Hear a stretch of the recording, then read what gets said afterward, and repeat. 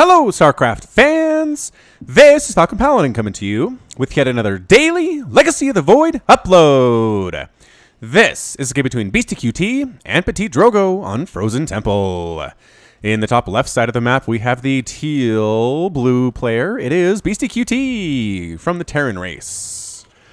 And in the bottom right side of the map, we have the red Protoss player. It is PtitDrogo from My Insanity as well. So both of these players from My Insanity, both matching up against their teammates today. Good luck, have fun being thrown out by these guys because they are very friendly with each other, and this should be an excellent, excellent TVP for you today. Alright, so Frozen Temple still in the map pool in patch 3.8. We have the older stuff, including Overgrowth, and including, what else is the other one? Vani Research Station. Whirlwind is around as well, so just interested to see exactly what we're going to get from Frozen Temple, which has been played a lot more recently. Players should be more familiar with this map. It is a proxy barracks. Proxy barracks from Beastyqt on this high ground, not scouted by this scouting probe from PtitDrogo. What he should do is get up here and see that there's not a barracks and know, okay, there's a proxy somewhere. Where is it? I need to prepare. I need to prepare immediately, or bad things will happen to me. Bad things will happen to me and my friends and my family back home. And he says, all right, this is it. We need to be ready for this thing. Maybe not expand immediately at this point. He was planning on going one gate expand, it looks like, and instead goes for the cyber core based on what he scouted. Excellent decision there. Excellent scouting. This is why you scout, boys and girls. This is it. This is the reason why. He's looking down here for the barracks, down here at the third base. Well, fourth base probably more likely. Up here at the third base location. Doesn't see anything. Does see the SCV. It doesn't really help him when it comes to knowing where this thing is, but that's a Reaper. That is a Reaper. His name is Reaper Madness. He was a regular office jockey till he got his first taste of Zerg blood. Now he's addicted and cannot stop. He has an insatiable thirst for the Zerg blood. All right, so this guy, office jockey, basically wore a white shirt and a tie and a suit to work every single day. Then he got a taste of Zerg blood somehow, some way. Now he just wants to kill Zerg. Unfortunately for him, this is actually against Protoss, so he's going to get his taste of Protoss blood. Hopping back down there, getting a nice probe kill, so excellent job so far. I mean, that's the thing. The first thing out has to be a Zealot there, because Beastyqt can't get the Cyber Core out soon enough to get a Stalker or an Adept. Mothership Core is now out, though, so that's good. Those do not have a very long build time whatsoever. So this Reaper shouldn't be able to do too much damage. Reaper Madness here. He's very disappointed that he doesn't get to kill Zerg. Unfortunately, in this game, it didn't really line up for him at this point, but he did get a probe kill, which actually gives him a nice thirst for Protoss blood, which is blue, and kind of looks like blue Kool-Aid a little bit, so maybe it's delicious. I don't know.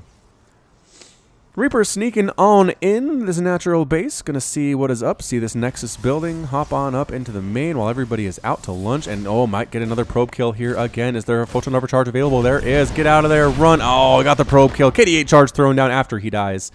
And he gets 2 probe kills in exchange for a Reaper with a good scout as well. So not bad. Barracks flying all the way back home for Beastyqt. He has his expansion already up, as well as a second refinery and an engineering bay coming in a little bit earlier than we'd expect to see. Although, unless he's probably just going for upgrades, is what we're looking at here. So the new Cyclone, the new patch 3.8 Cyclone is here, doing extra damage versus those armored units, which, again, Stalkers are. Stalkers are incredibly armored and therefore take the extra damage from these Cyclones. Robotics facility coming in for our Protoss player as well. PtitDrogo, there it is. Getting a Warp Gate research for his units. Always get Warp Gate research. Widowmine and a Liberator. So this is fairly mech heavy, at least in the early game. This could still switch over to a bio type play depending on how many barracks are built by Beastyqt. But for now, it looks, I don't know, looks pretty mech Sky Terran-ish. Although the engineering bay tells me we're probably going to see bio upgrades, which means the switch is going to come sooner rather than later. Marines scouting out for Beastyqt, looking for stuff. Cyclone coming down here as well, looking for maybe warp prisms, heading on out. But there's no such thing out of Beastyqt quite yet. He has an observer coming out of that robotics facility, and another observer, double observer opening here for PtitDrogo at the 4.5 minute mark. That's going to be good. That should be extraordinarily useful for him to have that much detection. I mean, I don't play Protoss a lot, but when I do, observers are super useful. Super incredibly useful. They've been that way since the original days of StarCraft, when they were pretty much the same unit they are today. Not much has changed, that's for sure. So Liberator moving out here for Beastyqt, going to try to set up shop here at the natural base. Stalkers in the mineral line are preparing for that. That is their intent. That is why they are there, is to deal with the Liberator coming to murder them. PtitDrogo knows exactly what is up. Beastyqt I don't think he plans to get a whole lot of damage done. But might as well show up and force PtitDrogo to respond to it. Anything you can make your opponent do that they don't necessarily want to do is going to be a good thing. Actually, bypassing that natural mineral line, sneaking on down here into the main mineral line where there are no stalkers here. There are a couple pylons for photon overcharge. Can he stay out of that range? I think he is. I think he's staying out of that range. Gets one good reaction time there. Oh, but gets a probe back. Probe missed the memo.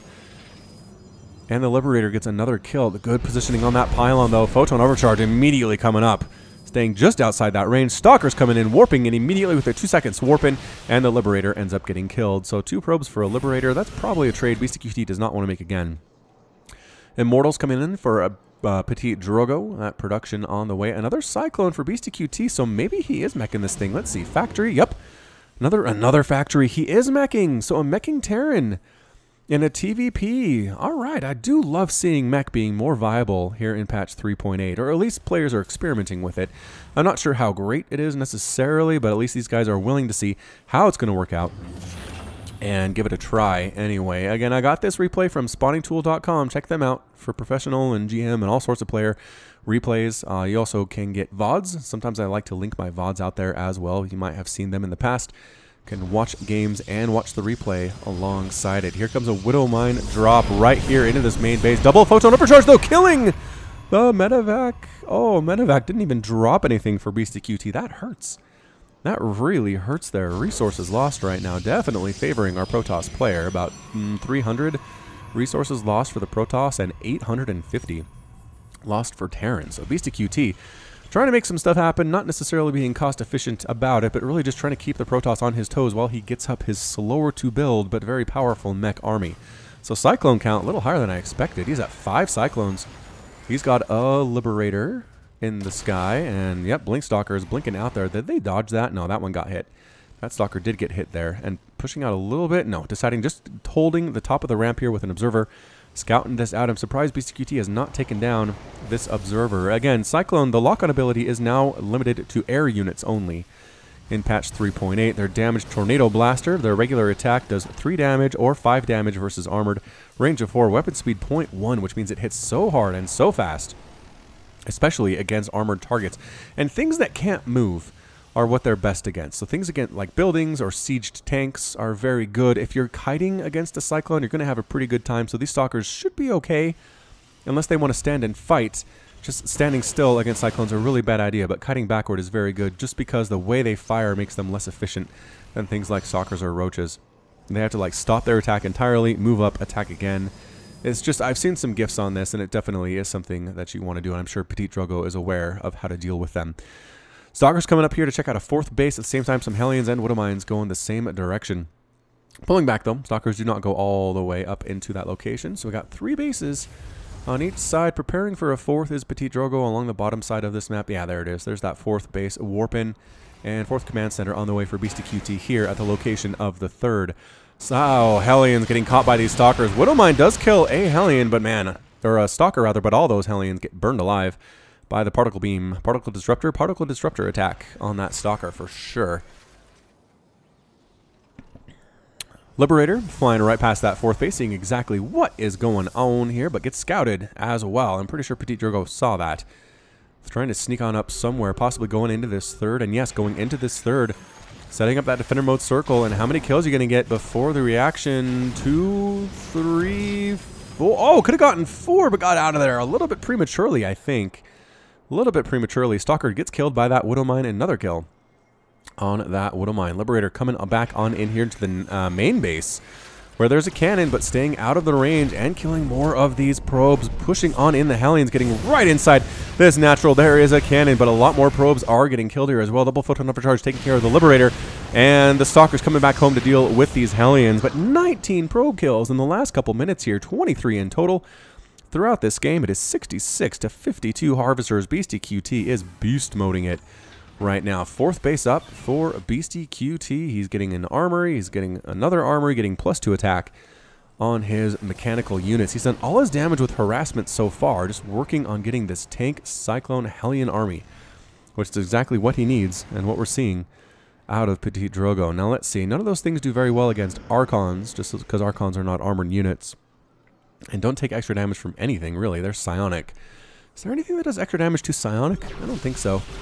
Anyway, Stalker's here at the 4th base for Beastyqt, trying to take down a refinery, and the army shows up, so they blink away.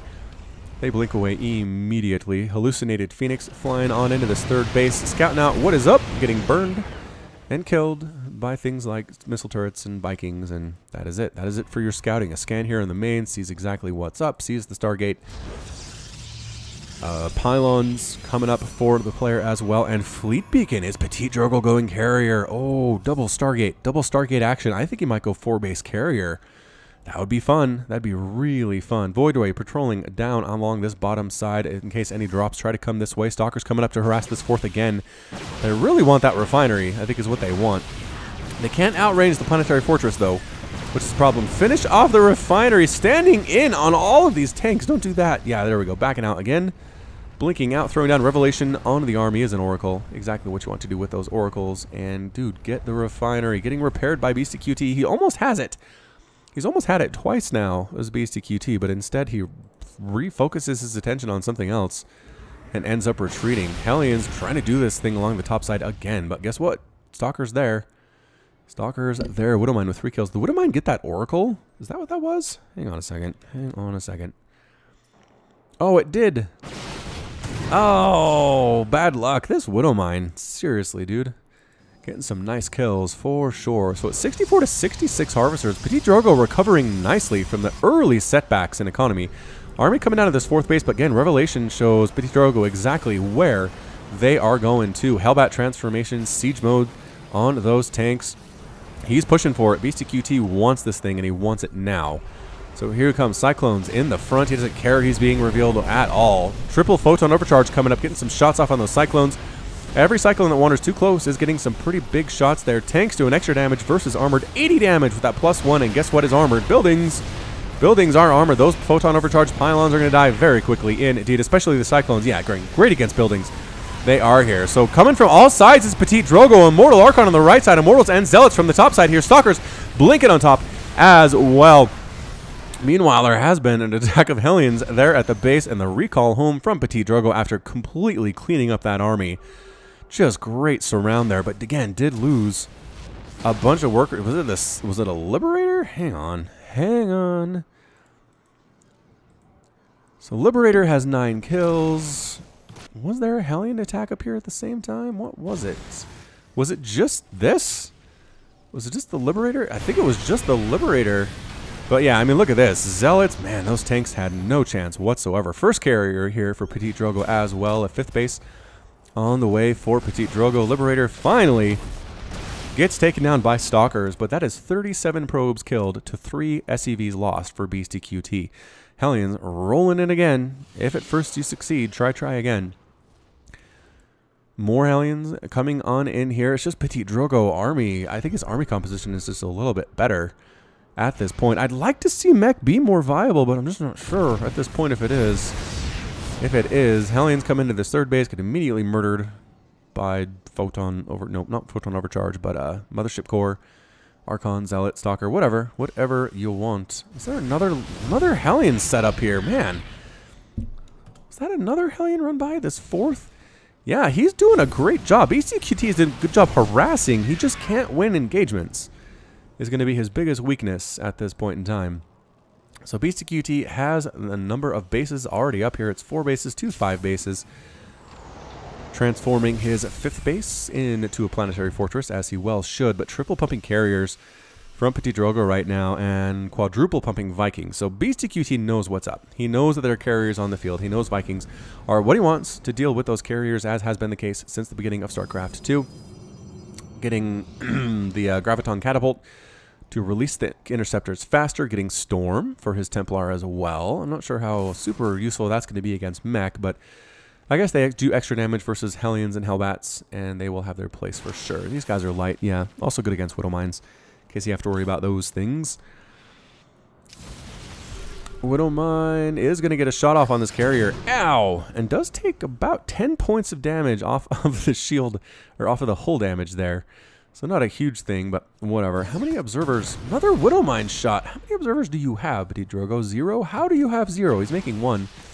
keeps losing them. Is another Widowmine shot blink dodged in that. So he's lost the 2 that he built so far and is having a hard time replacing them. So 1 just now finishing somewhere back where the robotics facility is. I'm sure it will come up to the front lines eventually.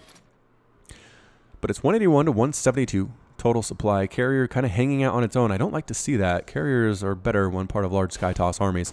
Stalker taking out an SCV, attempting to build a base at the top right here, which is technically PtitDrogo's territory, which is why he has a Stalker here, but... But regardless, can't build there, Stalker. Hanging on out. So kind of patrolling back and forth is Beastyqt, not sure where he's going. Hellions continuing run-bys with the blue flame.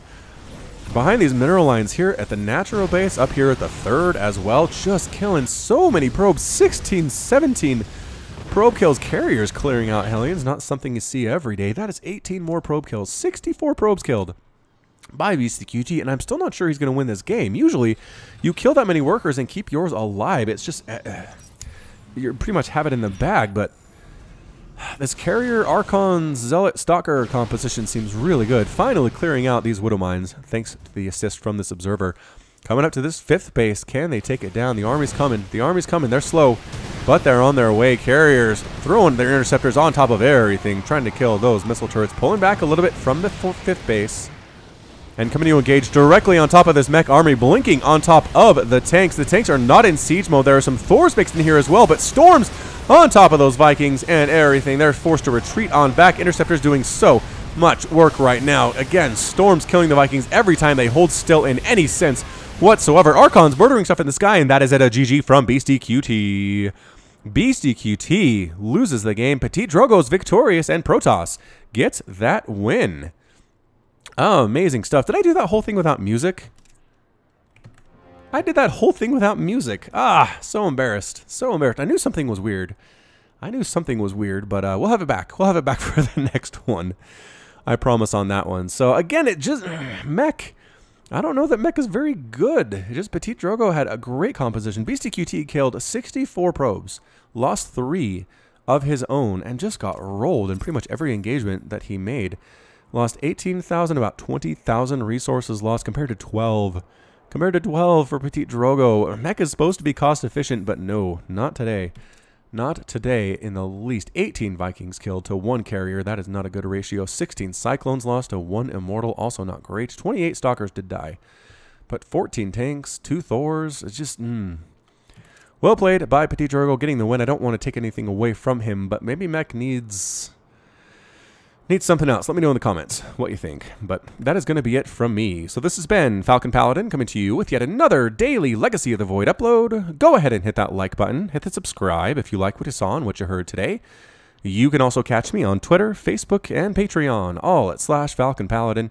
And until next time, as always, thank you so much for watching, and you take care of yourself.